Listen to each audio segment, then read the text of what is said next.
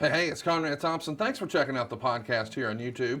Be sure to hit the subscribe button and the notifications bell. You'll get a notice anytime we upload some new content. And when I'm not asking Bruce, hey, how big was Batista's? Well, you know. One of the things I like to do is help people save money. And if you're watching this video right now and you're in a 30-year loan, man, you're overpaying your single biggest bill and you may not even realize it. I want you to do a little experiment for me. Take your calculator out, multiply your monthly house payment by 360 payments. That's how many payments there are in a 30-year loan. That big scary number, that's your total of payments. You're looking at that number? You know you can do better. Keep more of your own money right now and go to savewithconrad.com. Or maybe you've got credit card debt. Man, it's not a matter of if I can save you money with that. Your average interest rate on a credit card is more than 20%. And by the way, all the interest you pay on those credit cards, it's not tax deductible. Whereas the mortgage interest, well, that is tax deductible. So if you owe this debt, it's up to you how to pay it back. Doesn't it make sense to get the cheapest rate possible and the greatest tax deduction possible? Find out how much money you can save right now for free at savewithconrad.com. You don't need perfect credit. Even scores in the 500s can be approved, and it's no cost out of pocket. But maybe best of all, we're licensed in more than 40 states. We can help more families than ever before. But how much can we save you? Find out right now for free with a quick quote from savewithconrad.com. Hey, it's Conrad Thompson, and you're listening to Something to Wrestle with Bruce Prichard. Bruce, what's going on, man? How are you? Happy Thanksgiving. Happy Turkey. Gobble, gobble day. Yeah. Gobble, gobble. I can't believe that this is real, but of all the days for you and I to block off some time to record, you texted me on Thanksgiving Eve and said, hey, man, how's tomorrow morning? About 9. Yeah, I'm not doing anything on Thanksgiving morning, but boy, we are dedicated to our Something to Wrestle audience, are we not? Here we are. You are doing something, aren't you? Aren't you like cooking like 19 fucking turkeys or something like that? Yeah, I have 25 people here, the most ever. I didn't even think I had that many. It's way more than normal. I didn't even get invited. No, you did not. Fucked up. I invited you to mine. All of the Megan side of the family's here for the first time, and buddy, it is, it's more than normal. So I got extra turkeys on, and I got a lot going on this morning, and you're like, hey man, do you want to talk about Survivor Series 06? And here we are. Well, how many turkeys you got going? I got 2, but I got 2 going too. Yeah, but you're cooking 2 for 4 people. No. See, that's where it changed. I got boyfriends and girlfriends. Oh, and, yeah, it became a full household. I got nephews, in-laws, and girlfriends, and it's a lot. I have less than you, but yeah. I mean, as you and I are recording, there are 10 people in my house asleep. Wake them up. Well, I just yelled Something to Wrestle. I think they're probably awake, and I hope you guys are too. Hope you enjoyed Turkey Day. Greatly appreciate you guys joining us here each and every Friday. It's Friday noon's main event, by God. I had to explain that to Pat McAfee last week. Instead of Saturday night's main event. Yeah. And he said, I just check on Saturdays now, Bruce. And I said, man, that's just crap. And I had to explain, I said, it's Friday noon's main event. And he argued with me, but he said he's now set it on his thing to Saturdays. And I said, that's just wrong. That hurts inside where it counts. It's actually fair because you and I have recorded. Forget about fair. Okay. Let's talk about Survivor Series. Stick with our thing. You want to talk about Surviving Series? Well, I do. Last week was maybe my favorite Survivor Series, Survivor Series 1996. 10 years later is what we're going to be talking about today, 2006. You've got 3 weeks between Cyber Sunday, which we recently covered, and Survivor Series, and you've only got 3 brands to promote. So 3 weeks for 3 brands for one big show. And next week will be our 300th episode, the follow-up effort to this pay-per-view of Survivor Series 06. So conventionally we would say, hey, we'll just talk about the next one, which is December to Dismember. But as what did Bulldog used to say? Wasn't even there. Yeah. So we won't be doing that one. But let's talk about what we are talking about. Philadelphia, Daddy. One of the homes of WWE. Philadelphia freedom. Tell me I love you. Brother love. It's the city of brother love. I'm fired up about Survivor Series just because it's a fun Thanksgiving tradition, but it does feel like it became, at least to me and my fandom, a little less special in this particular era. I just have so many, fond memories of 96, and I don't really for 06. Let's talk about what was going on, and maybe we can diagnose where I was on this. Meltzer would write, for whatever it's worth, an explanation going around is that SmackDown having so much success, the pressure is on Raw writers to come up with an edgy show. And they tried and seemingly failed at doing so. This was very reminiscent of a Vince Russo written version of Nitro. I don't think this show in and of itself was a disaster, just as an aberration type of show where you wouldn't want to see a second week like it. Now, just to add context, the edgy things are Eugene turned heel on Jim Duggan and beat him up with a 2x4. Eric Bischoff was the guest GM, and he's helping all the heels. Umaga's destroying Maria. That's right. Umaga's destroying Maria to set up a John Cena save. And maybe the most historic portion of the night, of course, was Kevin Federline challenging John Cena to a one-on-one match at the New Year's Day Raw. And it's a pretty interesting show otherwise too, besides the controversy. We get a main event of Roddy and Ric Flair defending the tag team titles in a no DQ match against Rated-RKO. DX would run out and help Piper and Flair get the win. And then old Eric gets his face pushed into Big Dick Johnson's ass. Lot to unpack here. Eric comes back for a guest spot, I think, to help promote the book and whatnot. And hey, by the way, while you're here, we're going to shove your head up Big Dick Johnson's ass. Eric was a gamer. Can't say he wasn't. No, you can't. Eric was always Eric did business. Yeah. Eric understood that Eric Bischoff, the character on television, was different than Eric Bischoff, the human being and the person in real life. So Eric never had any problem having fun with his character and doing whatever it is needed to be done, and got it. Eric got it. No doubt about that. They got Big Dick Johnson's butt. Yes, he did. It was all greased up for him too. SmackDown is taped right after, as the European tour is set to begin right after this. And it's announced here that Batista will be taking on King Booker for the world title at Survivor Series. And on the show, Booker would defeat Lashley with help from Sharmell. It seems like this is just set up to really help Lashley move to ECW. Kennedy is going to do a pretty heavy angle where the Undertaker, where he leaves him laying and bloodies him up. This is a big deal, you know, in hindsight, the Kennedy thing feels more like an experiment. It wasn't really sustained, for whatever reason, but man, Vince has to feel a certain type of way about a guy to let him leave the Undertaker laying and bloodied, right? I think everybody was looking for something special out of Ken, including the Undertaker. And in order to do that, you needed to make some investment and try some things. So there was confidence there on our end that we really wanted to see Kennedy blossom. What better way to blossom, and what better way for the general population and general audience than to get into a program with the Undertaker? There's a lot of promos going on with the Guerreros, Chavo and Vicky, and well, then there's Chris Benoit, and they're talking about Eddie's estate. What was the goal here? What story were we trying to tell, Bruce? Well, you had Vicky who came in, and Vicky, you know, looking to be a heel and to be controversial, and it was. But it was also, you know, based in reality, and I think that even still today, that when you look at different programs and different angles that have taken place with some of the superstars of the past that have left us, and people go, oh, that's in poor taste. I think that you would have to, you know, for people that don't know them personally and don't know what the business meant to them, really have no room saying that. Because I think that Eddie Guerrero, everyone that was close to Eddie said the same thing. Eddie would love to be a part of things to continue on without him. So, you know, yeah, it was using Eddie to help get Vicky and Chavo over. And I think that Eddie would have definitely endorsed that. It's like, you know, when they did the deal with Paul Bearer and CM Punk and Undertaker.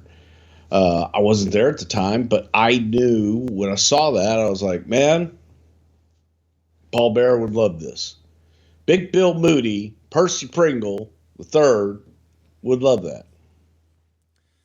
So from the Observer, for Survivor Series, expect to see a lot of TV commercials listing the main event as Raw versus SmackDown versus ECW in an elimination match. That was the original main event when the TV commercials were cut, but they actually nixed the idea probably 2 months back when they decided on the Champion of Champions 3-way for Cyber Sunday. So we know in this era, we've talked about this before, you had to have something to those pay-per-view companies way in advance, but as we know on the show here, plans change, Conrad. So, well, here's the crazy thing. I get it. It's a wrestling podcast, but he's saving us money on our mortgage. You really trust this process? The reviews don't lie. 5-star review after 5-star review. We make it fast, we make it easy, and it's no cost or obligation. Give us a shot to earn your business. I'm telling you, you'll be glad you did, especially if you like keeping more of your own money. You don't need perfect credit or money out of your pocket. So what are you waiting for? Hurry to savewithconrad.com. And you look at it through 2021 eyes and think back on that you had to have something produced. You had to have something delivered so that the cable companies could put it into their rotation and put it into their system well in advance. And you had to give them something. The ability to change on a dime didn't exist then.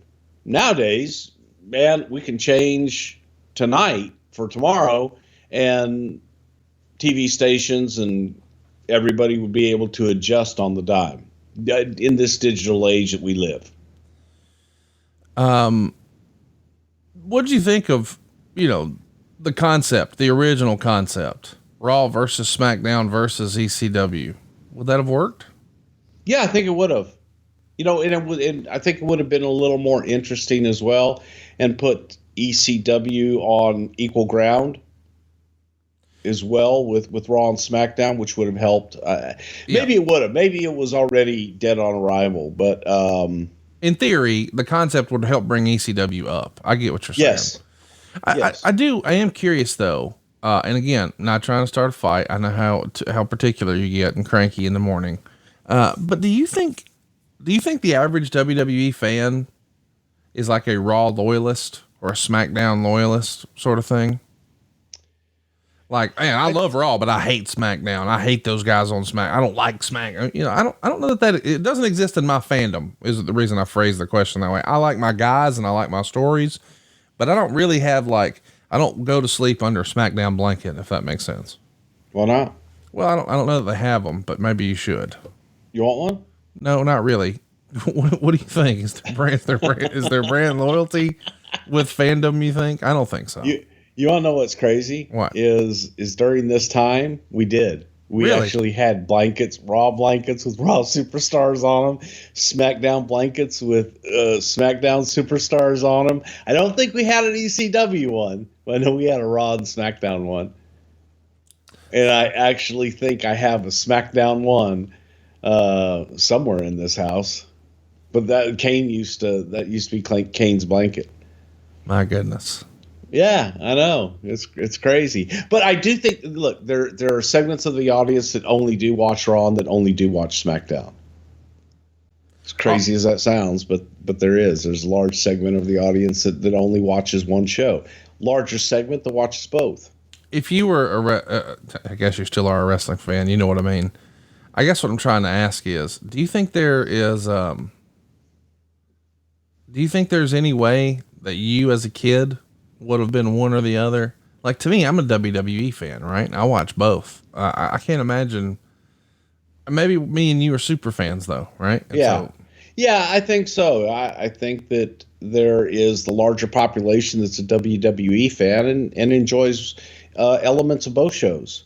But I don't think that I have to agree. I don't know that from a fan perspective that, I like, I'm behind the SmackDown team, go SmackDown. It would depend on the individuals that were a part of that team who you'd be behind. It's reported in the Observer, 3 names who are now mainstays for the WWE were offered developmental deals. Check these out. Claudio Castagnoli, European or Switzerland's most money-making man, we know now as Cesaro. TJ Wilson, who we know now as Tyson Kidd. And of course, Natty Neidhart. They're all about to come on board. When were these 3 first on your radar? And, what were your initial impressions of them when they were first coming in 15 years ago? Well, first of all, I've always been a big fan of Natty and TJ from the time they were kids. You know, it was just a matter of time. When are you going to be old enough to be in the ring? So, you know, for me, those 2, I think, was just a matter of when. You know, timing. With Claudio, frankly, I really don't remember Claudio being considered at that time. You know, Claudio didn't make his way up to the main roster until after, 2009 or 2008, whatever it was. But I remembered Claudio from his days in ROH, and I always remember thinking, hey, here's a big guy that could do something on the roster. But I really don't remember Claudio being a part of that. I definitely remember TJ and Natty just because of the heart connection. Let's talk about Jim Ross. At the time, his contract was expiring, and this seemed like a pattern for a while where it felt like JR's contract was coming up and there was some debate. Would he be brought back or not? Was he not a priority to Vince? Was he maybe thinking about hanging it up or taking some more time at home? Or why wasn't JR just an automatic, goddamn, gotta have Jim Ross? Do you? I don't know. I'm asking. Yeah, I think that, I think some of that falls on Jim. Where Jim wasn't sure and he would sort of play cat and mouse. Or maybe Jim, I really don't know what Jim did and or didn't do, but if Jim knew his contract was coming up and went in to renegotiate, then he should have been on top of that as much as they should have been on top of that as well. But maybe it was Jim's just thinking, oh, they'll just renew me automatically without broaching the subject. So I don't have that answer. I don't know what was going through Jim's mind to let it get to that point. I think that at least he's in kind of a weird spot, right? Because he would normally be the guy extending people's contract, but when it comes not to at this time. Okay. Yeah. So Jim had already made the move to Oklahoma and had kind of removed himself. And this was more Laurinaitis during this time. He did that in like 05, right? I think. Yes, sir. I think that's about right. And Laurinaitis was doing it for talent, but I think someone else did it for television, and I really don't remember who that was, if it was Kevin or who that was at that time. So Big Show is taken off of the European tour due to his back injuries, and he feels like another talent that's written about a lot in the newsletters for various issues, whether he was injured or Vince wasn't happy with him. When do you think he really reached his rhythm and found his spot, and there was some peace for Big Show and Vince McMahon in the WWE relationship? It was off and on. And I think that maybe the reason it was off and on was, look, man, Big Show was a 7-foot giant that what's easy for average size people wasn't easy for Big Show. And his body did take an awful lot of punishment, and it took a little bit longer to recoup. But Show would continue on and deal with the injuries in how he thought was best to deal with the injuries. And I think it just caught up to him after a while, and it wasn't anything that just time more than anything, and deterioration. Was there ever talk of having John Cena and Umaga in a singles match here at Survivor Series instead of this 10-man elimination tag? It feels like Umaga has the rocket ship strapped to him, and clearly John Cena is the brand. Do you know if that was ever seriously considered as a big time main event, or was it always, just because it was Survivor Series, going to be a big elimination tag? It was more because it was Survivor Series to do the traditional elimination tag team match, and Cena and Umaga was going to be going to singles. So it was like, well, let's wait for that because you kind of have a freebie with the elimination tag. It's Survivor Series. What would your role be on these European tours when you're doing TV over there? Do you just fly over just for the TV, or do you have to go to some of the other shows here in 06? What's that look like for you? Just do TV. I would fly over and I would just come in, and all I did was a television show. You know, there were times, for example, in the summer at one point, I believe we did Florence, Italy or something. And then, the next week was the UK. So we had a choice to either go to Rome for a week on the company's tab, or go on tour with your respective brand. We'll see you in Rome. I went to Rome. Yeah, I would guess. Yeah. WrestleMania 23 tickets go on sale in this period. Of course, that show's going to be at Ford Field, and there's literally nothing announced. There's no matches announced. It's just WrestleMania, and WrestleMania is such a big brand that you sell almost 50,000 tickets immediately. When do you remember when it clicked in your head? Oh shit, they're coming because it's WrestleMania. It's not about the match. It's not about the headline. It's not about the poster. We slap WrestleMania on the thing, and they're coming. It has its own brand that might be as big as WWE. When did that click for you? Do you recall? Wow. Probably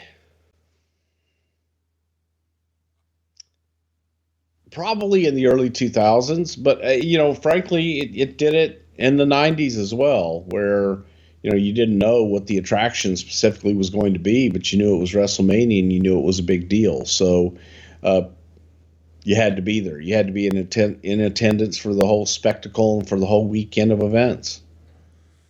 So the gross from the pre-sale itself has already become an all-time record holder for the largest gate in North American history.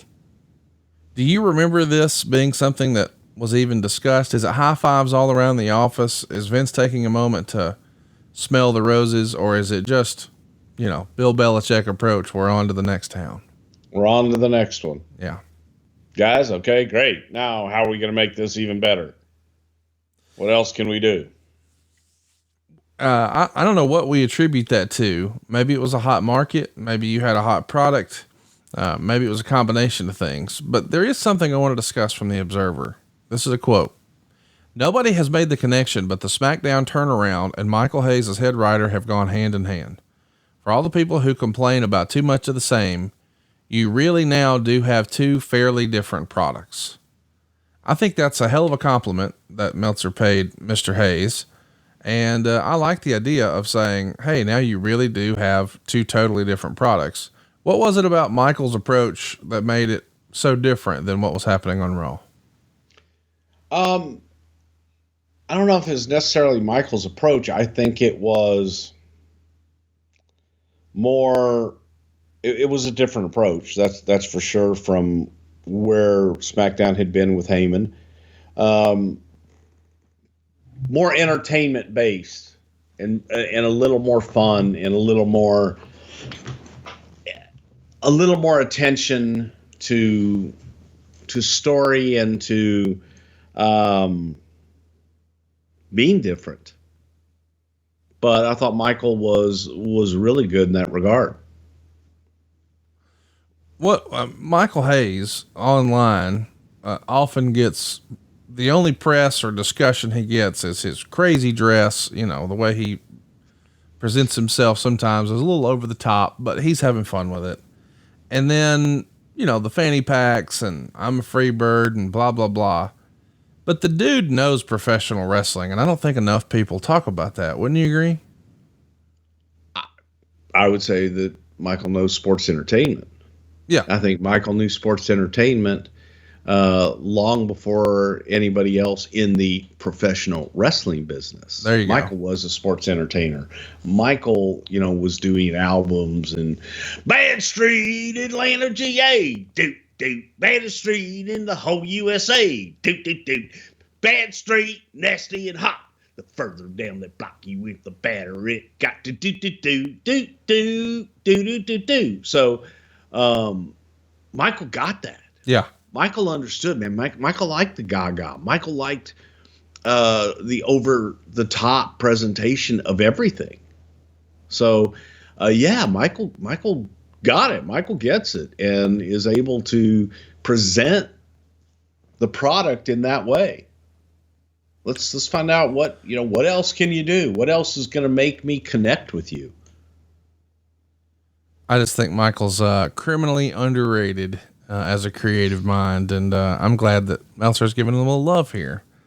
Well, that's not good, but I think that from overall, in general, from the audience, yes, we all have fun with Michael with some of his idiosyncrasies, but Michael from day one in the business, hey, I was main eventing the Superdome when I was 6 years old. Who the fuck you ever beat? People forget that. I think he doesn't let you forget it. There's talk in the Observer about Stephanie McMahon wanting Daniel Rodimer on Raw by January of 2007. What was it that Stephanie liked about Daniel, do you think? Well, I think that a lot of people like Dan. Big Dan was, when you looked at him, that was someone that you could see, on a poster for a WrestleMania. He had the look. He had the personality. However, he was missing it. And he approached the business as a work instead of approaching it as a shoot and then working it.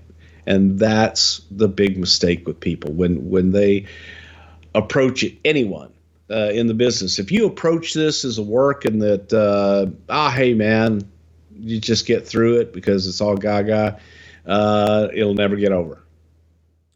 It may get over for a time, but it won't stay over. The card for Survivor Series is announced, and there's some interesting teams and matchups. We've got Ric Flair, Roddy Piper, Dusty Rhodes, and Sergeant Slaughter are announced as a team. Oh, baby, listen, that's some funky ass shit right there, Connie. You got my old nemesis, Ricky Flair, and little Roddy Piper on there. He did a little dressing on, and then the old Colonel himself. Colonel Bob Sergeant Slaughter, Big Bob Remus, whooping everybody's ass. Who could possibly want to stand across from them? In 2006, do you think this was too much of the good stuff? Ooh, probably so. Yeah. Yeah, Dusty without his shirt in 2006 wasn't the same as Dusty without his shirt in 1986. If you will. Then there's Team DX, which is Triple H, Shawn Michaels, the Hardy Boys, and CM Punk, which in hindsight is super interesting. The Hardy Boys had been around forever, arguably one of the more popular babyface teams in WWE history. Clearly, Shawn and Hunter are top of the food chain. They've sort of brought back DX here. But CM Punk, he's sort of the new kid. And the rumor and innuendo has always been that there were some issues with Triple H and CM Punk, that maybe Triple H didn't see CM Punk as a top guy or what have you. Did you know of those perceived insecurities or unpleasantness or what have you in this era? I think from the day that Punk stepped into a WWE locker room, there was that perception from a lot of people. Until, Punk actually did it. And then, even then, I think that there were still the doubters in that regard. But at this time, I don't think it was just Triple H. I think it was a lot of the old timers that viewed him that, what the hell is this guy? Punk was brand new here. Maybe they just didn't, quote unquote, get it. They hadn't seen it. They hadn't experienced it. And frankly, I don't know that. I don't know that Punk got it yet. Took a little while for him too. You mean in terms of how to get the WWE? The connection with the audience, yeah. So maybe he had done it on the independent level, but doing it on TV in the WWE universe was different. It's a different animal. Yeah. Let's talk about some other different animals. What are the differences in doing TV in America compared to Europe? Nothing other than the plugs that you plug into the wall. It's pretty much, from our point of view, we bring our entire crew, we bring all of our people. The only thing that's different is the equipment. The Raw from England is focused on DX doing skits of Wayne's World, Monty Python, Airplane, and Austin Powers, and also beating up and outsmarting all the heels. Literally all the heels in the company.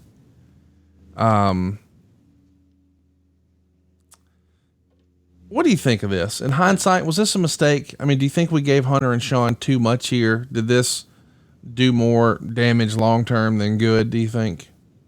Well, they didn't beat all the heels in the company, and it was a storyline, that was being told, and it was an opportunity at that point to have some fun with the stuff. This is actually the tour, I believe, where in the middle of a live shot with DX in a bathroom, and I was hearing a headset, or I was hearing something coming out, and the only speaker that was there was a program speaker. So I'm thinking that this is coming out over air.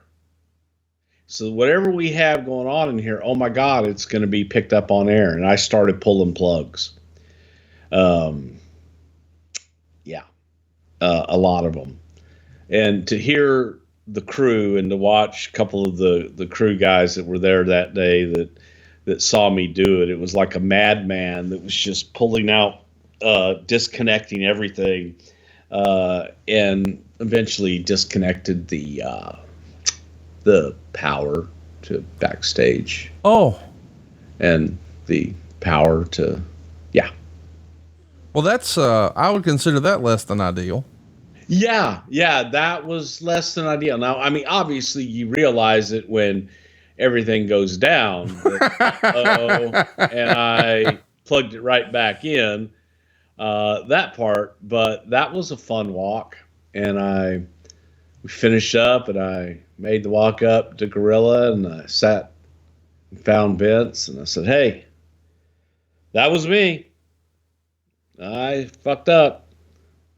And he looked at me and goes, what are you talking about? I said, when we had the little glitch there in the power, I said, I unplugged some stuff because the audio I thought was bad, and I inadvertently unplugged the power. I didn't even notice. And I knew Kevin would be screaming on headset, but since I'd unplugged all the headsets, no one could tell. And then I went to the truck, and it was pretty much the same thing. I said, hey, man, I got to apologize. I said, that was me. I unplugged the power backstage. And he's like, oh, okay. He goes, we just thought it was UK, different equipment. So I got off pretty easy on that one, because it was chalked up to, well, we're in the UK.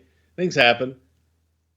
But that was like one of the... It's a nice moment to be liked right there. That was a stupid moment. That was a stupid moment in my career. Just like, what the hell was I thinking? But buddy, if you weren't Bruce right then, can you imagine if it was like a new guy who unplugged the back? That'd be bad.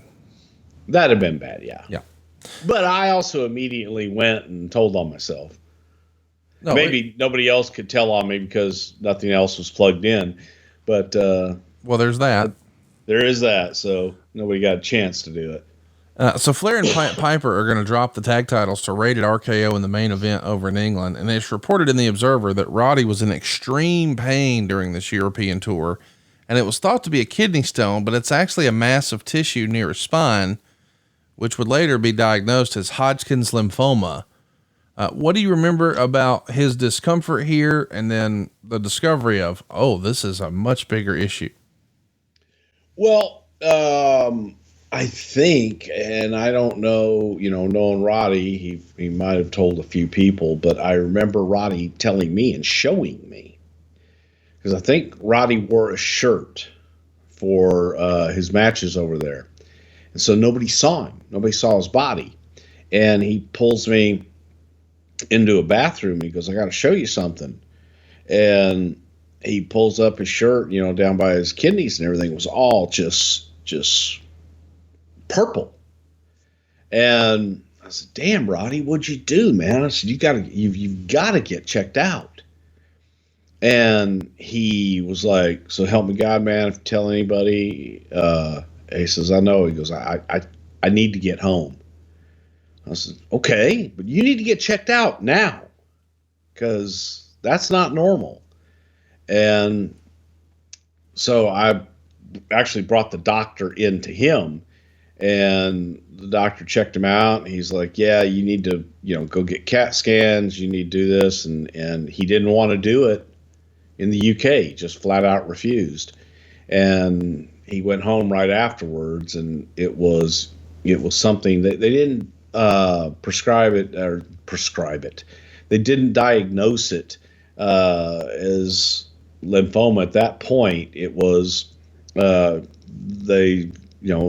bruise and maybe some damage to the kidney and all that. They did a myriad of tests, but at that point had not made the diagnosis. They didn't make that diagnosis for a little while.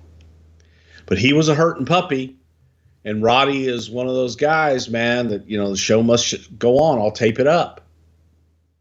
That's literally what he did.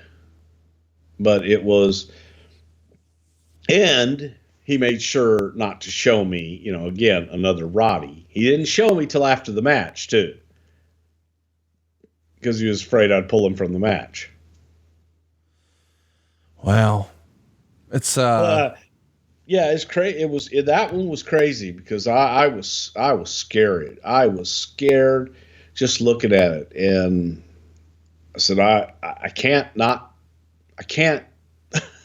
tell somebody about this. I gotta get the doc in here. You could be hurt bad, Roddy, and you need to go to the hospital. And we got him off the tour right after that, but it was like, you need to go home and go. Piper's obviously not going to be able to wrestle for long here. Ron Simmons is going to be replacing him. Why was Ron the nice guy?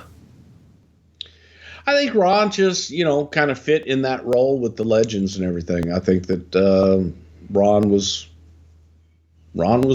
I think Ron could pretty much fit in any role at that point. Dang! Monty Brown is announced as being signed on November 15th. I was a huge fan of what he did in TNA, and or even earlier this year. Jeff Jarrett and I have talked about his experience with Monty and how he kind of viewed Monty as maybe the one who got away, and he did get away here. Signs on November 15th. What did you think initially that Monty Brown's ceiling would be?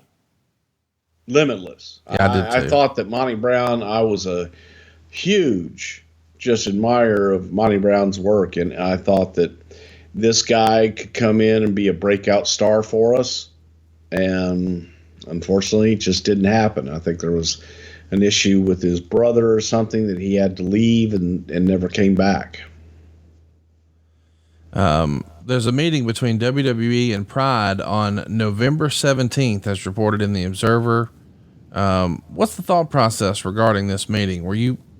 I know the word has been out forever that Shane McMahon really liked the idea of having some association with MMA, and we've heard different rumors one way or another.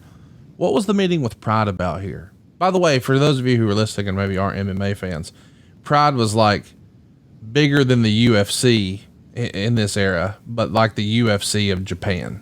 So it's a big time operation over there in that era. And the idea that you're even having conversations with them is kind of fun. Yeah, I think it was just a courtesy more than anything. I met with the guys with Pride in Japan when they first started. And the presentation at the time was this was a shoot group, and oh my God, everything's going to be a shoot, and it was a work. I mean, it was all a work. I don't know if that continued after the fact because I really didn't follow it, but in its initial stages, Victor Quinones and I went and met with them on one of my trips to Japan, and they were looking to bring some of their guys in and possibly do something with us in the States to get the Pride name out there. But it was way in its infancy. So Bruce, I'm going to need you to, we got to go back to what you said. Oh, it was a work. It was always a work. Pride was always a work. No way. Yes. Why do you say that? Because that's what they told me. So in a meeting with Pride, they said, it's a work. Yes. They said, we're working here. He says, we work really snug. And we want to present this as a shoot. There's been a long time theory that, hey, a lot of the Fedor stuff, blah, blah, blah. A lot of guys assumed, well, this might be a work, that might be a work. The involvement of the alleged Yakuza or what have you, that became a big talk, but never has anyone just come out on the record and said, oh yeah, it was a work. And now here you are in a loud and clear voice saying, oh, they told me it was a work. And you're almost like, what's the big deal? It wasn't a big deal. And I don't know what they evolved into. I don't even think they had a show yet. Oh yeah. They had a bunch of shows by this point. They were, but no. I'm saying in the 90s. Oh, I see. I'm saying their formative years that. And you're talking Dream Stage Entertainment. That was the outfit that put these shows on, right? Whoever the hell it was. I went to a Japanese dojo and met with whoever the hell was the head of Pride at the time. I have no idea. It was a Victor Quinones deal, and they wanted to do something with us. And the pitch was that they were a shoot fight group. And when I said, well, we're not interested in doing it, he goes, no, it's a work. It's just very stiff. It's presented as a shoot. So they would have become a thing as the Attitude Era is getting kicked off. I think 97, 98, somewhere in there. So you think that's probably around the time? That's probably around the time I was there, because they weren't a thing. I don't even know if they'd had a big major show yet. I got you. But their presentation to me was that it will be presented as a shoot, but we are working. We work very stiff, and it'll be presented as a shoot. So the go home. Okay. Listen, you blew my mind with that reveal, because it's been a rumor forever, right? But the idea that was the original intent, and just so everybody's clear, the idea is you present it to look like the UFC, but it's enough WWE that you can have stars. You can build stars. You could make a Mike Tyson, right? Sure. Yeah. Exactly. Is that the one where Ken Shamrock went over and beat the shit out of the guy and then gave him his arm? I think that's a different one. Okay. That didn't happen there. Yeah. But Fedor and Crow Cop, a lot of these guys became super. Vanderlei Silva. Punk's whole wrist roll thing is inspired by Vanderlei Silva, who was a big Pride star. And anyway, let's keep it going. The go home. And look, it may have developed into a shoot. I have no idea. I'm just telling you what my interaction with them was at that time. Which is to say that they weren't totally opposed to let's do business. Correct. Yes. So the go home episode of Raw features Umaga squashing Sabu. Jeff Hardy and Johnny Nitro face off in a ladder match. Of course, Hardy retains. Dusty Rhodes does a promo, which leads him to beating Nikki of the Spirit Squad. Lita is going to announce her retirement, and that it's going to take place at Survivor Series. And that seemingly just comes out of nowhere, just 6 days before the pay-per-view. Do you remember, was there hope that she would resign, and then it just didn't shake out? So, hey, we'll just do it. We'll do it in a week. There's always hope, but I think that Lita had already made up her mind. I got you. So you guys were maintaining hope that you wouldn't have to do this. And then when it became apparent, it was like, well, we didn't really plan for this, but I guess we'll do it Sunday. That sort of deal? Yes. Okay. At the SmackDown tapings for their go-home show, MVP beats Kane in a cage match. Kennedy gets bloodbathed by Taker, and Batista agrees that if he doesn't beat Booker at Survivor Series, he'll never get another shot at Booker T's title. These are all some little last-minute opportunities to help sell some pay-per-views, and now we're here, the 20th edition of Survivor Series, and it's really the second longest tradition of WWE besides WrestleMania. And it's a sellout. So even though I don't look back at this show super fondly with great memories, buddy, the business is doing very well. 14,400 fans sold out and a gate of 931,000. So business is pretty damn good here. I mean, if you're hitting nearly $1 million in 06 on not WrestleMania, not SummerSlam, not the Royal Rumble, pretty good. Business was good. Yeah, it definitely was. And again, this was kind of one of those that sold out without really knowing all the attractions as well. Let's also mention the 05 Survivor Series was main evented by SmackDown, which was Batista, Bobby Lashley, JBL, Randy Orton, and Rey Mysterio. And they beat a team of Raw, which was Big Show, Carlito, Chris Masters, Kane, and Shawn Michaels. Regular old traditional Survivor Series match. That show did 400,000 buys. This one does 383,000 buys. Only 17,000 down. You know, when it's a move like that of less than 5%, is it even discussed? I mean, 5% one way or another, is that major? It doesn't feel it to me. No, you always want to do better. Of course. Here's the thing that you run into a trap with success, and I'm sure you've done this, where you reach your goals. So that once you reach your goals, you set new higher goals. Yes. And you set new higher goals, and then you fall short of those goals when you sometimes make it almost impossible for you to do. But you have to do that. Yes. You always want to do better. Yes. I don't care what it is. You always want to do better. Otherwise, you shouldn't have a pulse if you don't want to improve every single time. Totally agree. And it's just sometimes it is what it is, and you can be happy with it. However, there's always that feeling inside, damn it, wish we did better. The readers of the Wrestling Observer that week thought they wished you did better too. 41.8% thought the show was a thumbs down. Meltzer would write, with so many pay-per-view events, they now have to do some themed gimmick events instead of presenting marquee cards because of the inherent problems they've backed themselves into. The WWE has 3 brands with limited headliners. With little upward mobility of wrestlers, that leads to a very limited pay-per-view main event pool and far too many shows. That leads to needing ideas like Elimination Chambers, Survivor Series rules, and Cyber Sunday gimmicks, simply because they don't have enough main event matches to run through the shows they have to deliver. I don't think that's an unfair criticism. I guess you've got to sort of make a decision. You know, if you have one brand and too many top guys, you can't feature them all. But if you have 3 brands, now maybe you feel like you don't have enough. It's sort of damned if you do, damned if you don't, right?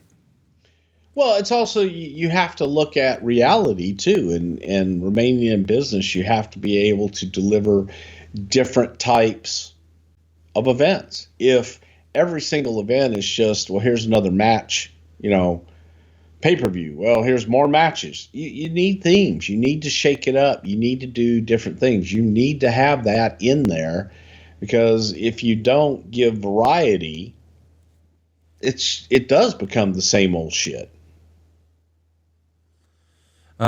Meltzer would say, usually at Survivor Series, there are subtle backstage angles to tease something that would build for Royal Rumble and often WrestleMania. This year, most booking is being done on a week-to-week basis. The return of Stephanie McMahon at this point is said to have only slowed up the process. With most booking on a week-to-week basis, very little is planned ahead to build for, and there are none of those teases. One company source familiar with the goings-on said the creative process here is at an all-time high in frustration, I can't imagine that the shows, the creative, and the people involved and the players won't undergo some major shakeups through Mania.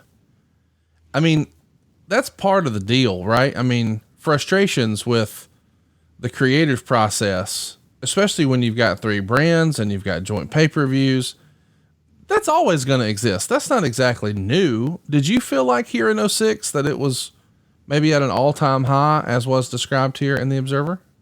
Not at all. I think that if anything,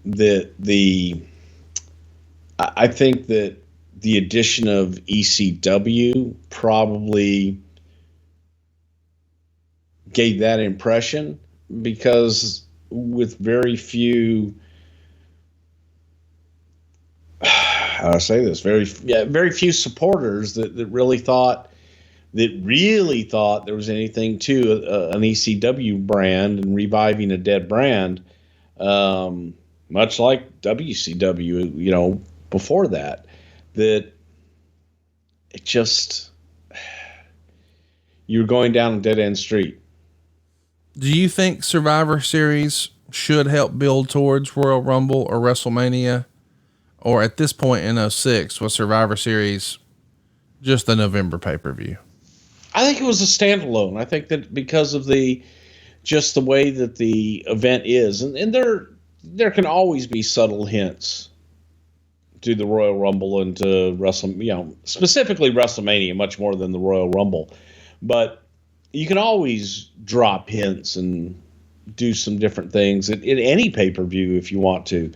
But Survivor Series had become kind of that standalone novelty pay-per-view. Do you think any of, it's sort of insinuated here that Stephanie McMahon is slowing things up. Do you think that's a fair assessment? Was she trying to get her feet underneath her? Is this probably sour grapes from whoever's talking to Dave? Or is it just a challenge, man? If you're in that spot, everybody's going to have these sort of conversations about you. Yeah. And it was an easy out. It was an easy out because Stephanie was the one that was put in that position and had just returned. So of course, why don't you blame her? Not fair, not true, but I can see where people would go back and go, oh, well, that must be what it is, without ever understanding the process or understanding what everything goes through. I just feel like you're in a unique position to respond to that because I'm sure you have social media, and boy, anytime somebody doesn't like anything, they can't help but run to social and say, oh, Bruce, blah, blah, blah. That's why, and you were the one that, okay, I just shut it off because too much of it is anybody can be on social media. Anybody can write a newsletter and sit from their messy office in California. No, I'm saying anybody can do that, but they haven't actually done anything in the business to speak from experience and have a little empathy for what actually transpires, nor have they ever had any skin in the game to say, okay, well, you're making decisions here. No one makes decisions to fail. Right. So when you look at the business end of things, it is a business at the end of the day. And you'll always look for scapegoats, but the process was the process. And it was what it was. There's always, the months from October to April are hell. They just are. Always have been, always will be. You're on the road. You're on the road to WrestleMania. And things are going to change 9 ways from Sunday, and you're going to build things, and then somebody will get hurt. That's the reality of the business. And also, too, no matter who's quote unquote running creative, are we pretending Vince McMahon doesn't exist? Right? Yeah, exactly. It's just amazing to me. The show opens. Let's get to the show. Survivor Series 06 opens with the Spirit Squad taking on Ric Flair, Sergeant Slaughter, Dusty Rhodes, and Ron Simmons. Ric Flair is 57 here. Sergeant Slaughter is 58. Dusty Rhodes is 61. And Ron Simmons is 47. and they're taking on Mikey, Johnny, Kenny, and Nikki of the Spirit Squad. They go 10 minutes and 31 seconds. In the end, the Old Timers get the win, and Flair is the lone survivor. Arn Anderson is in his corner. Mitch is in the corner of the Spirit Squad. And Meltzer would say the crowd was hot for the match, but they didn't take advantage of the nostalgia feel, or perhaps couldn't. Everyone was expecting one Anderson spinebuster spot, but it never happened. I don't know what shape he's in physically.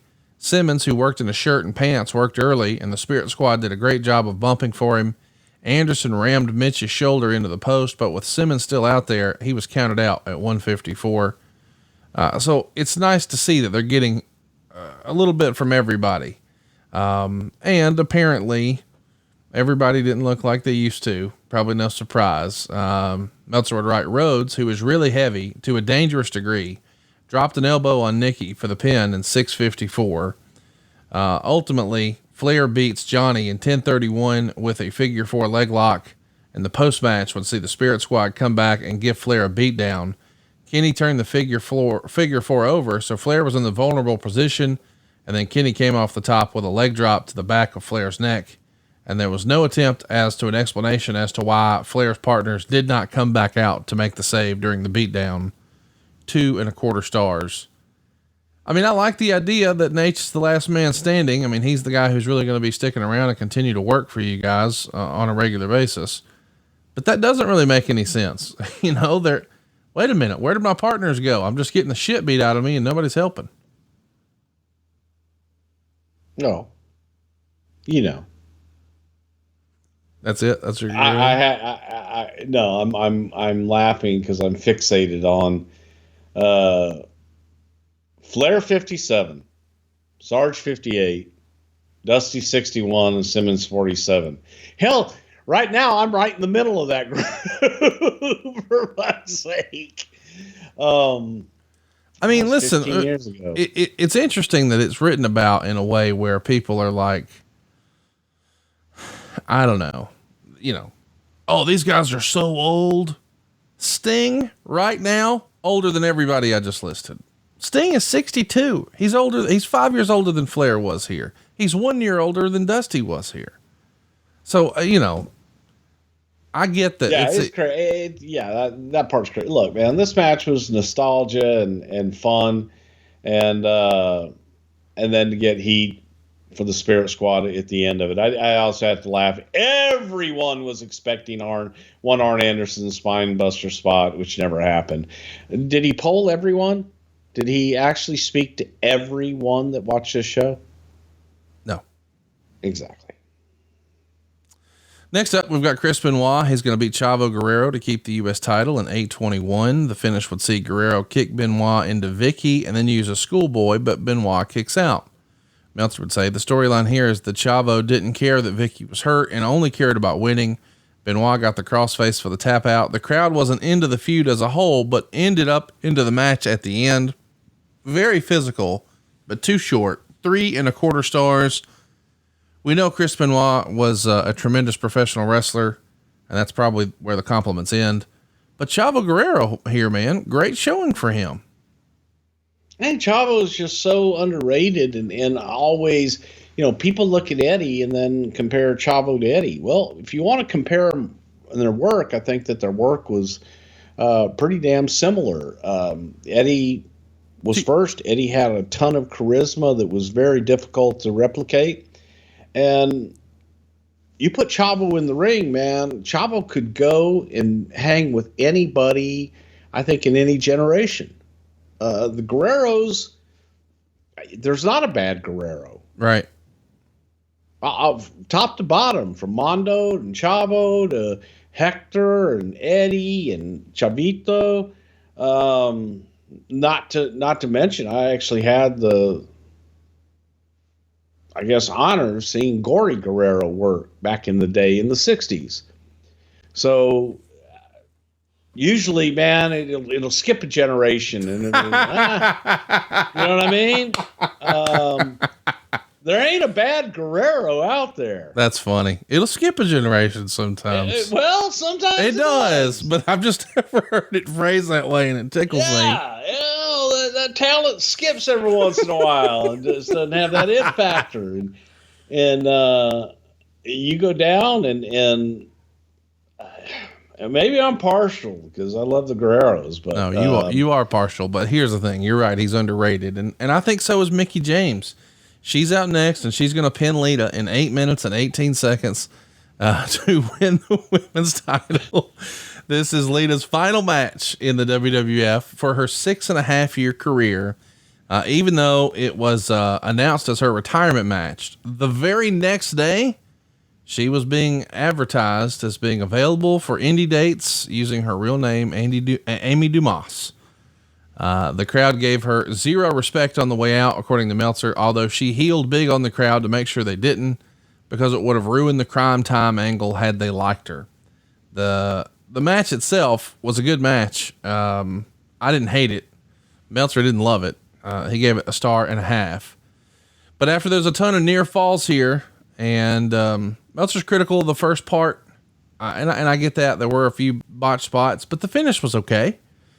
James gets the clean pin with the DDT. After the match, Lita cuts a promo saying it's fans like these that made her glad that she's getting out because they've shown me no respect for what I've accomplished.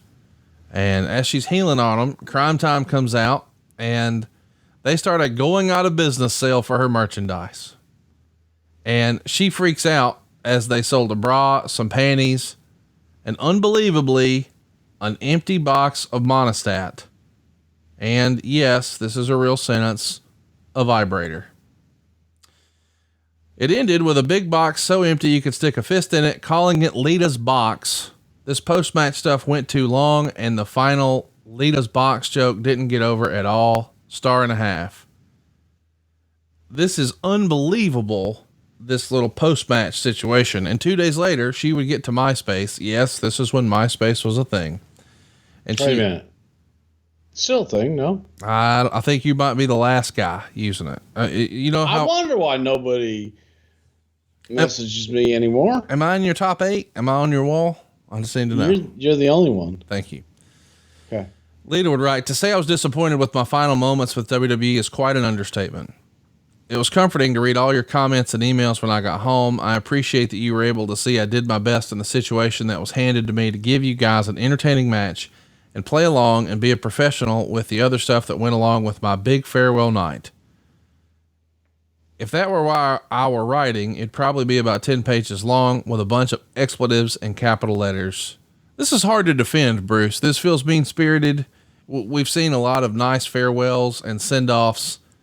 I don't know, but it feels like from reading this that maybe she was not well liked in the back. Maybe she didn't handle business on the right way going out.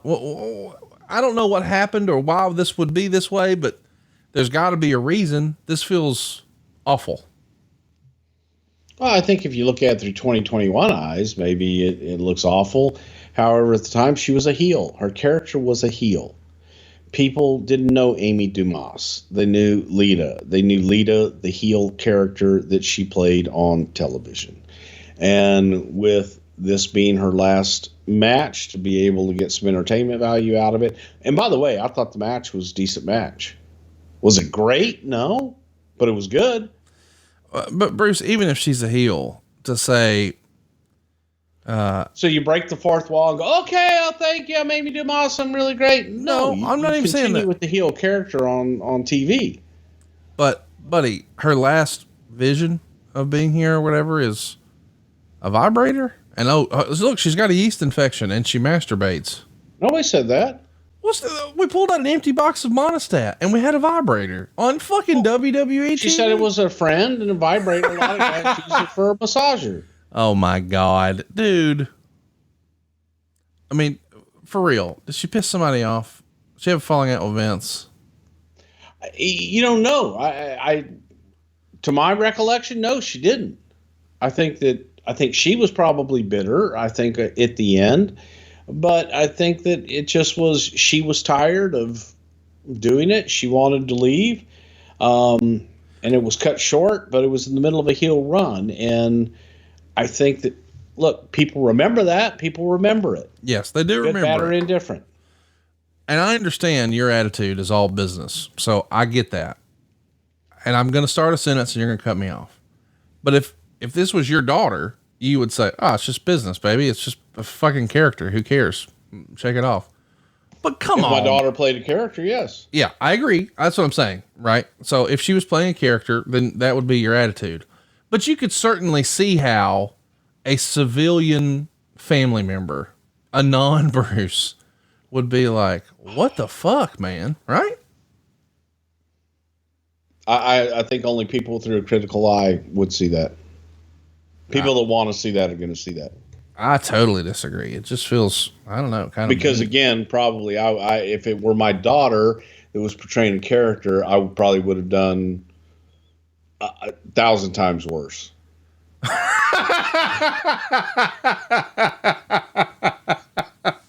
I love you, Bruce. If nothing else, saying, you're consistent. If nothing else, you're consistent. You want to know, that's true. I don't doubt it at all. Now, don't attack my daughter as my daughter, because my daughter's not a public figure, but a character. She doesn't play a character. Right now, that I will take personal. I will take offense to. Don't attack people's family that isn't in the business and things of that nature. But a character, yes. It's just something else. Next up, you're welcome. We see Triple H, Shawn Michaels, CM Punk, and the Hardy Boys beat Edge, Orton, Mike Knox, Gregory Helms, and Johnny Nitro in 5 straight falls in 11 minutes and 30 seconds. Triple H allowed Punk to say, "Are you ready?" and then endorsed Punk as the new star of ECW, and they're off to the races. They pinned Mike Knox immediately, like 40 seconds in. And Meltzer would say they made a complete joke out of him because Michaels asked, who was that guy? And was he in the match? There is a funny backstory to this. A few weeks back when the card was put together and Michaels was told about it, his reaction was, who is Mike Knox? He never watches ECW on television and legitimately had no idea who the guy was, why he would be in a match with him. This turned into an inside joke between Triple H and Vince McMahon that snowballed into them using it for the finish on Knox. It buried him, but he hasn't gotten over, and there are no plans for him. Do you remember this? And by the way, I don't fault Shawn for that. I don't think Shawn said it in a mean-spirited dickhead way. If he doesn't watch the program, how would he know who that guy is?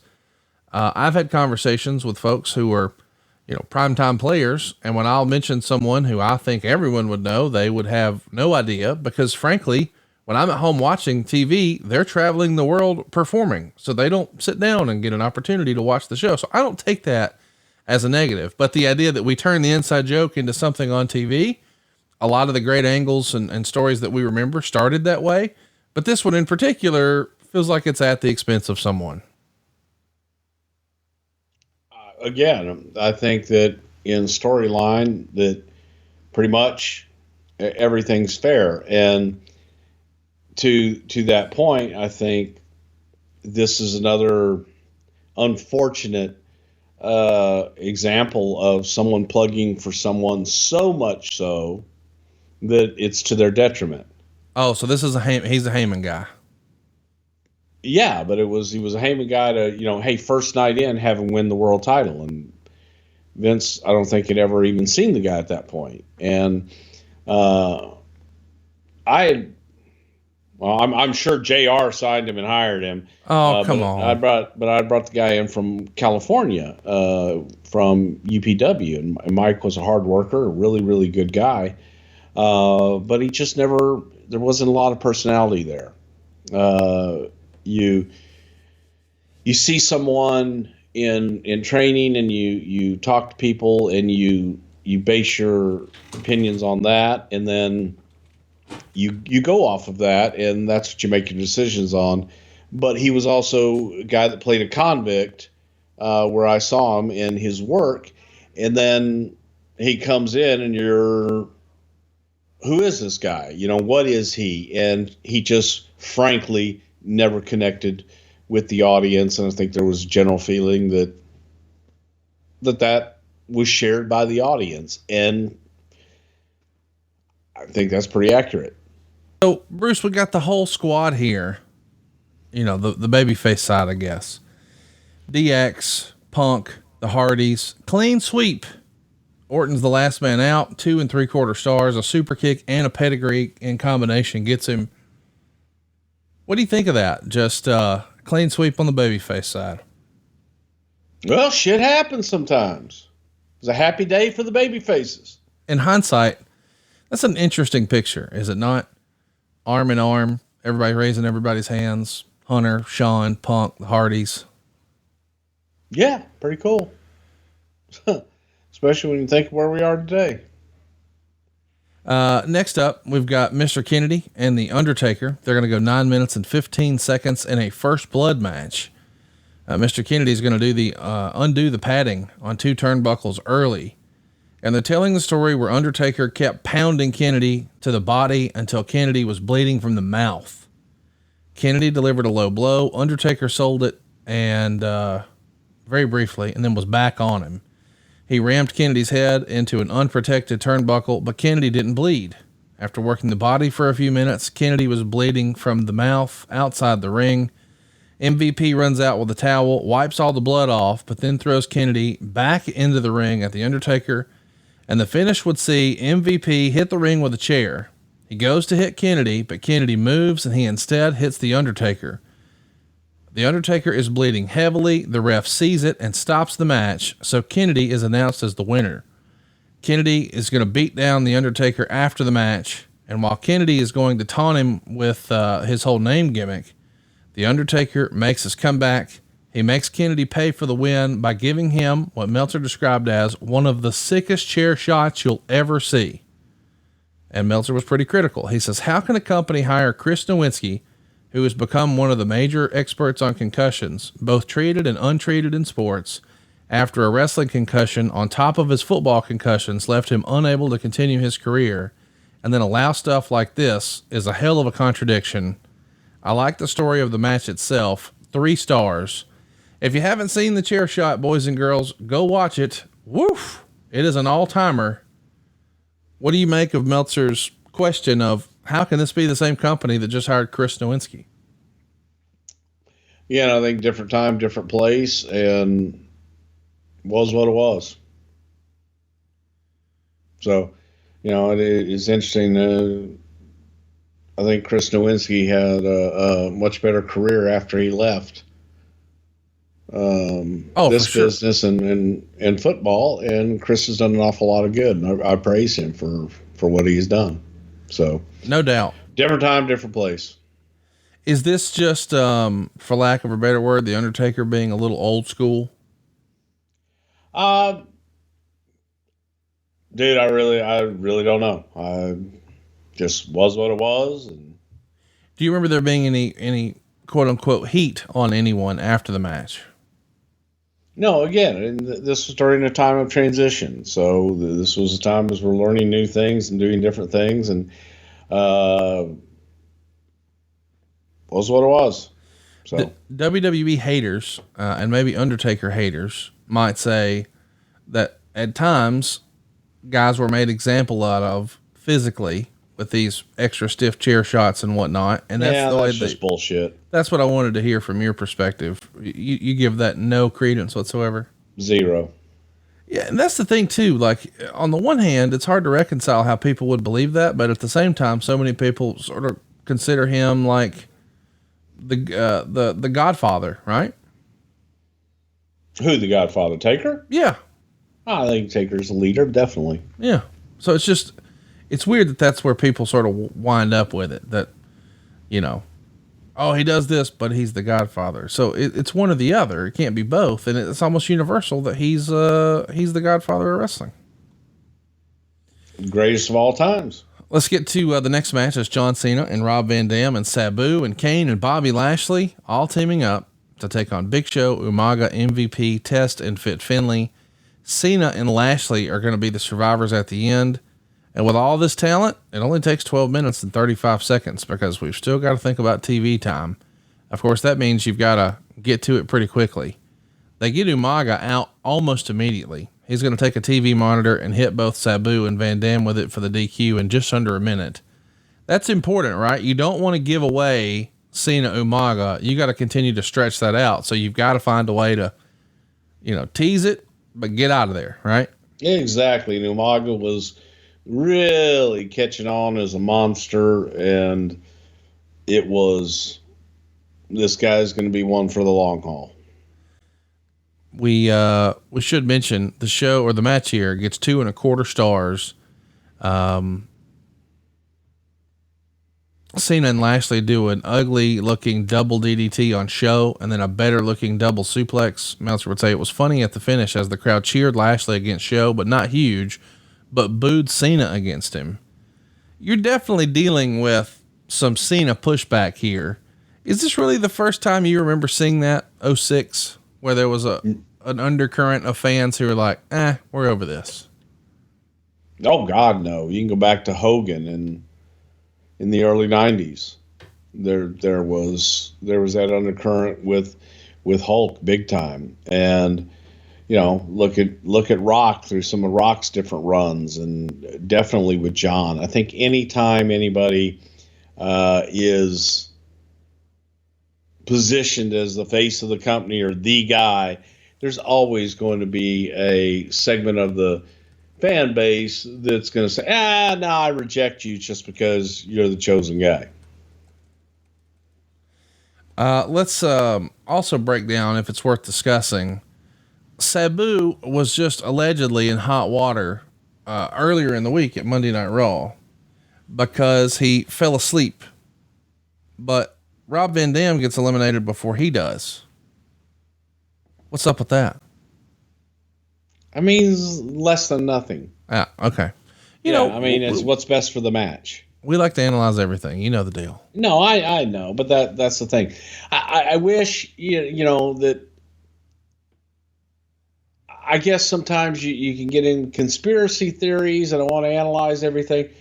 And to those that do it, I guess maybe that's how they get their enjoyment. I choose to just enjoy it for what it is. Good advice, Bruce. Let's talk about our main event. I can't believe it's a singles main event last, but it is. And it's Batista and King Booker for the world title. Teddy Long comes out before the match and announces the title could change hands on a DQ or count out. So that's a nice little wrinkle. But Meltzer would say it ended up playing no part in the match. They didn't even work spots where Booker would have a chair and the ref would turn around and he'd put it down. And they didn't really work well together. It was mostly Batista's offense and Booker T's selling. I think that's interesting. Meltzer would say, why put these guys out there to fail when anyone who had seen their previous bouts would have known it had a 75% chance of failure when put on last is beyond me. The finish saw Booker get the title from Sharmell. He then went for the belt shot, but Batista ducked, kicked Booker in the stomach, hit him with the belt for the pin. Even though the show ended early, they rushed off the air at the conclusion, really not giving the TV audience the full ability to celebrate with Batista.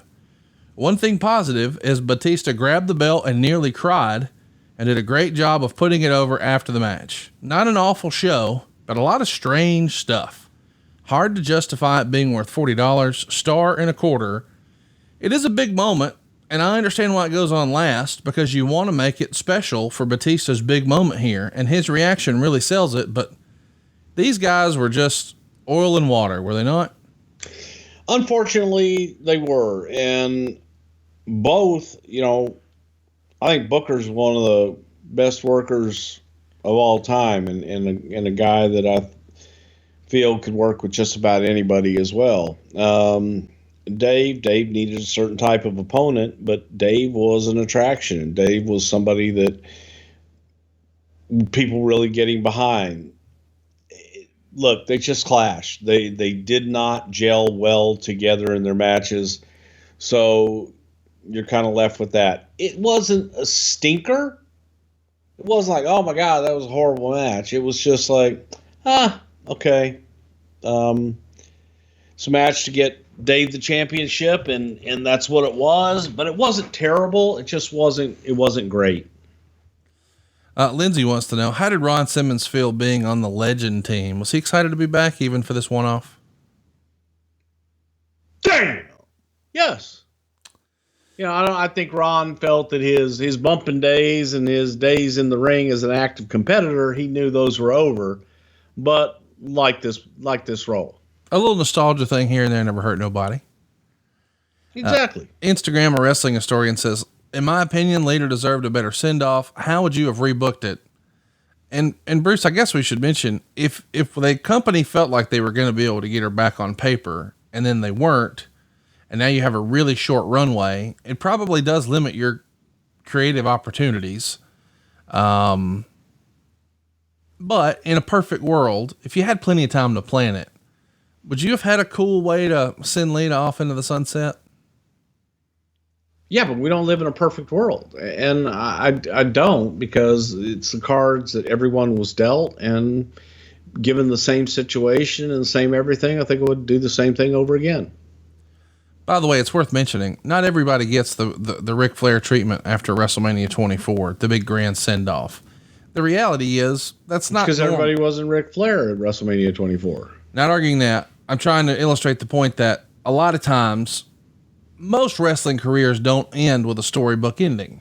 A lot of guys don't know it's their last match when they're having it. And if you were to ask some of the great legends that we grew up watching and you said, hey, what was your last match? They might say, it was a VFW in so-and-so town. And I mean, they'd have to really think about it. It wasn't necessarily this big grand plan, but I do think that in hindsight, people look at this and they say, oh, why didn't she get one of those? But even Shawn Michaels, before he popped back up, there was no big retirement angle. You know what I mean? Exactly. And, you look at it, there was no retirement match for Stone Cold Steve Austin. Right. And you deal with the situation. And unfortunately, where there were retirement matches, last matches for Mick Foley and Ric Flair, and then they go off and do other things after that, okay. Right. A prerogative. Yeah, go have at it. But it kind of keep with the character and just continue telling stories. Ben Ledbetter wants to know, Simon Dean and the Simon System, who booked this shit? Not me. Sterling Pingree says, Kenny pinned Dusty by roll up with a handful of his jeans. Why didn't you talk the Dream out of wearing jeans for the match? You shouldn't. Oh, buddy, nobody wants to see that. Listen. Ted DiBiase got Jumbo and I got Pinocchio. But listen, nobody wants to see that. Nobody wants to see that at all. Leave the jeans on, because that's my most flattering part. It's my belt buckle. Meltzer made a point of talking about how the show ended early, and maybe some of these multi-man elimination matches that were seemingly rushed through, they could have had a little more time. Michael has a great question to that regard. He says, how big of a timing issue can Survivor Series be?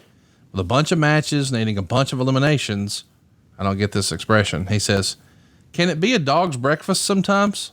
I have no idea what that means. I don't either, but I know mine and your dogs eat solid gold. But the point is, how big of a timing issue could Survivor Series be? Is it a challenge? I mean, not like a Royal Rumble where the timing, is an issue every single time. But in this case, it's got to be like maybe more difficult than a regular pay-per-view because you've got so many multi-men, right?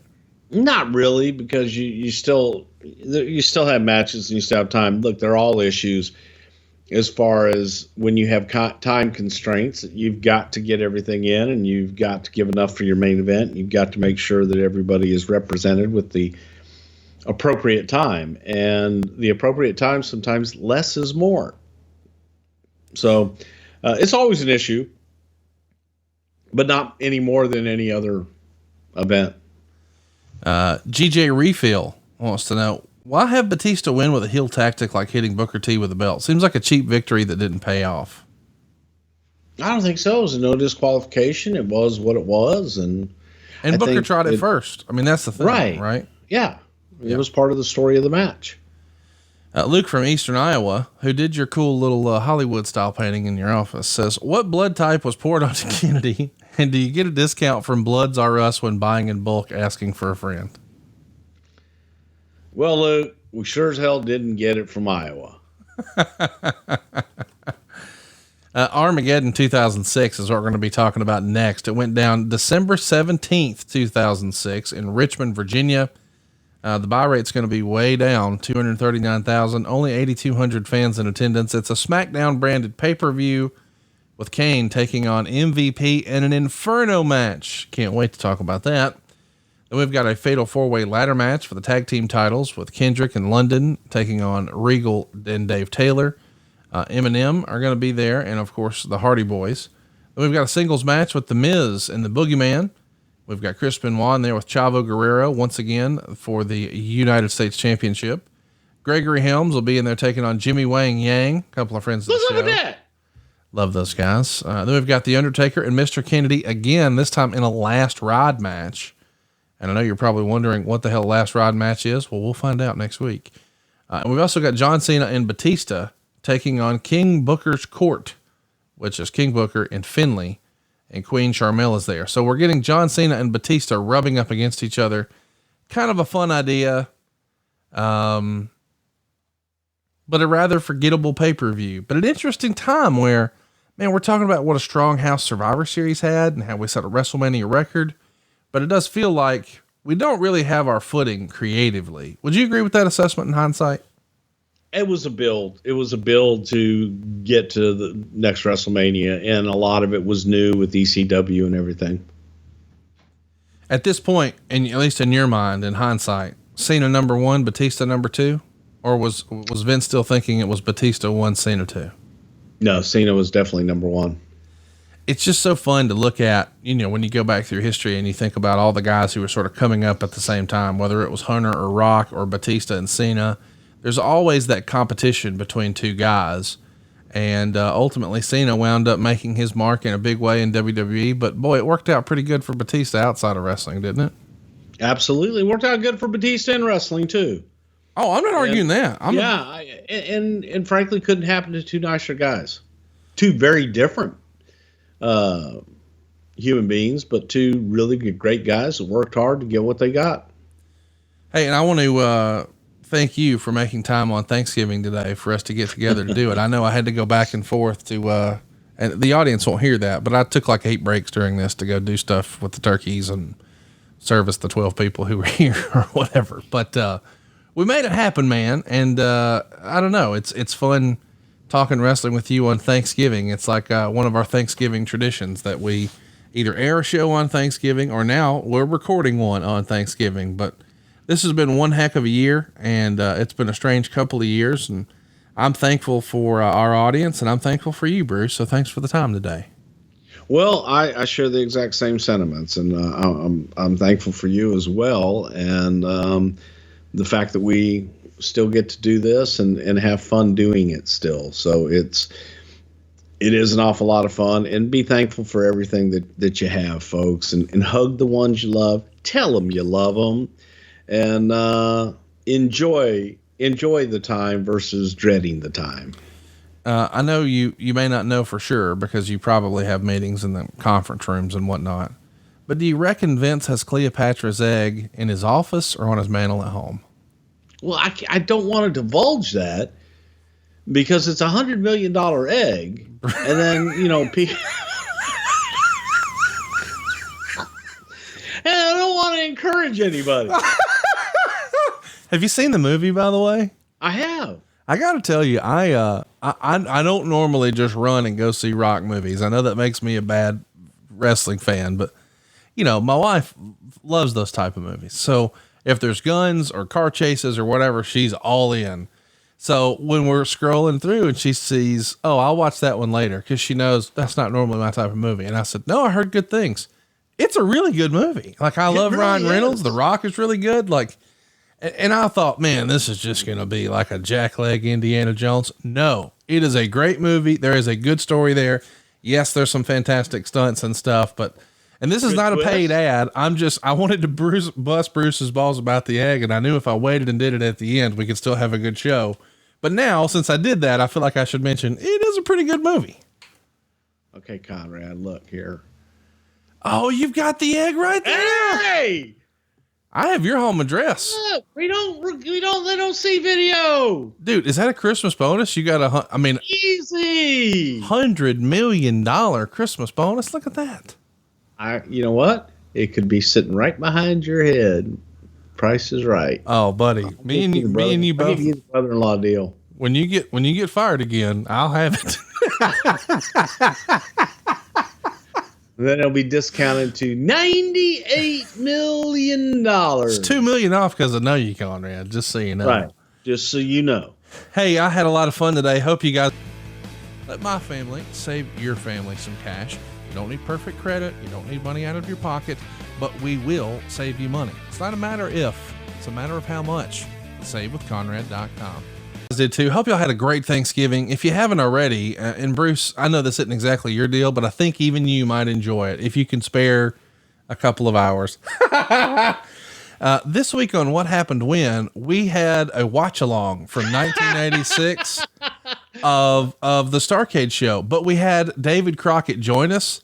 And man, David Crockett is like everyone's uncle. He's the nicest old dude ever. He's quickly become one of my very good friends. We had a blast watching that old show. And I know you love the nostalgia and you love Flair and Dusty and all the good old days of blah, blah, blah. That was a fun show, man. So if you're if you're listening to this and you're in the mood for some more Thanksgiving tradition, once upon a time, Starrcade was a big one. Was it not, Bruce? It was for the NWA. Absolutely. So yeah, I know you're not going to make 2 hours, but maybe some of our listeners will, because Mr. Crockett, man, that was so fun. You could tell he was having a blast, and we're going to have a blast next week. We're going to talk about Armageddon 06. We're going to figure out about this Inferno match and what the hell the last rod match is. And then we'll be back to all things 1996 on December the 10th. We're covering In Your House 12. It's time. Of course, originally this was supposed to be when Vader was the world champion, fresh off of Survivor Series, but that's not the case. Psycho Sid is the champ. We're going to get to see the Undertaker take on Terry Gordy in 1996. You don't want to miss that. We're probably going to hit you with an Ask Bruce Anything on the 17th. And then we're going to do something kind of fun. Bruce, this year, Christmas Eve falls on a Friday. So we're going to get something. I'm well aware. So we're going to get to drop a Christmas Eve Something to Wrestle. And we're going to do a primetime watch along from 1988. This is great stuff. Roddy Piper's around. We're going to have some fun. And then, of course, we'll wrap up this entire year together. I can't believe it, but as the calendar falls, New Year's Eve, also a Friday, instead of, what they used to call it, Dick Clark's Rockin' New Year's Eve, it's going to be Bruce Prichard's Wrestling New Year's Eve. We're going to have a blast here on Something to Wrestle. We got some fun stuff planned, dude. Can't wait. Stay tuned, boys and girls. If you'd like to introduce your friends who are wrestling fans to our show, but maybe they get a little intimidated when they see our runtime sometimes, direct them to our YouTube. It's Something to Wrestle on YouTube. And follow us on Twitter if you haven't already, at Prichard Show. I made Bruce delete Twitter off of his phone because some of you guys are assholes. But still, we want your interaction. We want to answer your questions. So Armageddon 06, In Your House number 12, coming your way sooner rather than later, right here on Something to Wrestle with Bruce Prichard. Rock on and happy Thanksgiving. Gobble, gobble. Hey, so speaking of gobble gobble, how are you doing your turkey this year?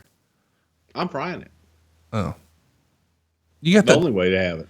You doing it in the driveway, or you got one of them tabletop gimmicks like you used to have? No, I got like the big extra large butterball gimmick, but it's out on the porch, so I still do it outside because I don't want to stink up the kitchen.